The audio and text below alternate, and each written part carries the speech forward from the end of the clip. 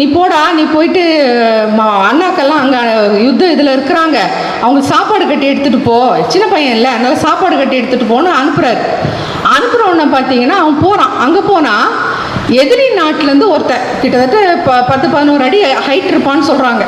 அவ்வளோ பெரிய ஒருத்தன், அவ்வளோ தாடியாக, அவ்வளோ பெருசாக, ஃபுல்லாக உடம்பு ஃபுல்லாக அந்த இரும்புனால அவனோட அந்த கவசம் எல்லாம் கைக்கு இதெல்லாம் போட்டு அப்படியே மூடிட்டு இருக்குது. அவன் வந்து நிற்கிறான். இஸ்ரவேலில் ஒரு ஆம்பளை இல்லையா, என்னை தோக்கடிக்க முடியாதா அப்படின்னு சொல்லிட்டு சவால் விட்டுட்டு இருக்கான். அது நீங்கள் என்ன ஆண்டவரை நீங்களாம் துதிக்கிறீங்க, என்ன ஆண்டவரை நீங்கள் இது பண்ணுறீங்க அப்படின்னு சொல்லிட்டு என்ன ஜெயிக்கிறதுக்கு ஆள் இல்லையான்னு சவால் விட்டுட்டு நிற்கிறான் ஒருத்தன். இந்த இஸ்ரேல் ஜனங்க இருக்காங்க பார்த்தீங்களா, அந்த தாவீதோட அண்ணன், அவங்க அந்த போர் வீரர்கள்லாம் இருக்காங்கல்ல, அவங்களாம் பயந்துட்டு இருக்காங்க. இவனை பார்த்தோன்னே ஐயோ இவன் கொன்றுவானே, நம்மளை அடிச்சிருவானே அப்படின்னு சொல்லிட்டு பயந்துட்டு இருக்காங்க. அப்போது